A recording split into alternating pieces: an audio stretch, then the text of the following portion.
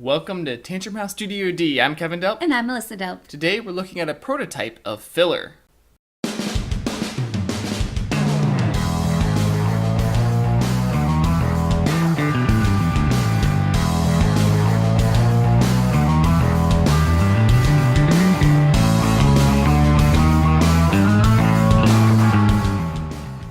Filler is a set collection hand management card game from Green Couch Games. It plays in about 20 to 30 minutes and it'll be on Kickstarter this April. In Filler, players are taking on the roles of pastry chefs who are trying to get to work early enough to fill the best recipes.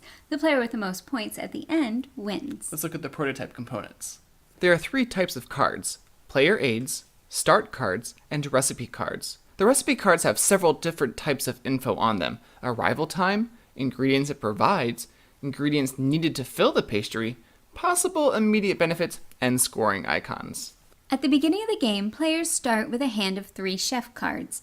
These are asymmetrical and randomly assigned. The recipe book is filled with cards equal to the number of players plus 1. Each round, turn order is determined by how early players arrive at work. Players choose a card from their hand and reveal it simultaneously. The only thing that matters on this card is the time. Turn order goes from earliest time to latest. On your turn, you can do one of 2 things: either fill a recipe or restock. To fill a recipe, you play cards from your hand with the ingredients that match the requirements on one of the recipe cards. The cards you play stay down in front of you, and the recipe card goes into your hand. Instead of filling a recipe, you can restock your pantry, which is your hand. You take all the cards that are in front of you and place them back into your hand. You also take one of the recipe cards and put it back on the deck. No one else will be able to fill it this round.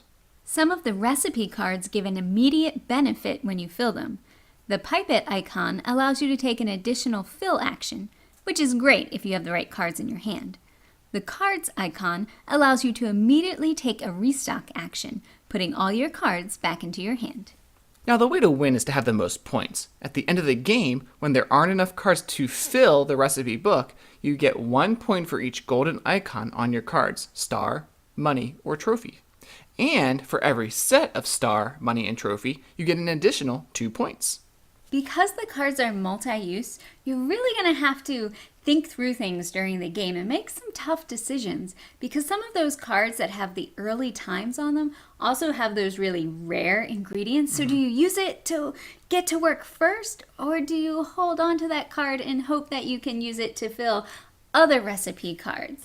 And then which recipe cards do you go after? Because some of them that have a lot of points on them don't actually have any ingredients, or they may have a really late time on them. So if you take a lot of those early in the game, you might not have enough cards in your hand, kind of that engine building aspect, to be able to get more cards later on. Yeah, one of the things I really like is the restock action, because you get to not only take those cards back in your hand, but put a card that could be really good back on top of the deck, therefore denying the other players from getting that card that round. Right, because there can be some really awesome combos that come out with those immediate benefit cards. So with those fill actions and restock actions, I remember once Kevin, I think he took 3 cards in one round because he took one with a fill and then another fill and then a restock. Although you have to be careful because a lot of those cards don't have any points on them.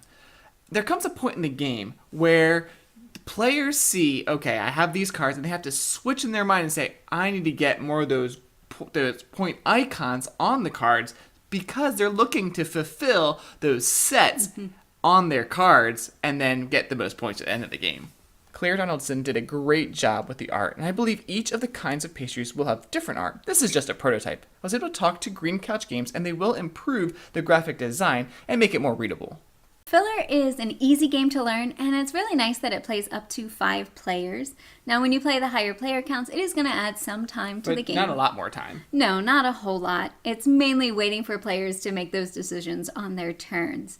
Because the size of the recipe deck is the same at all player counts, when you play 2 players, your rounds are probably going to go faster, but you are going to have more of them during the game. Yes, if you're looking for a fun filler game, and you like the set collection and hand management and the mechanics of a game, or you just love some pastries, Oh, that makes me hungry. then check out Filler from Green Couch Games on Kickstarter.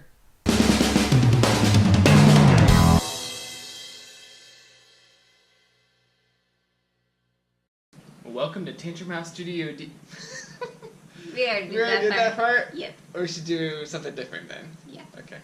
Get to work early enough to be able to fill the most bestest pastries. The most bestest? Yes.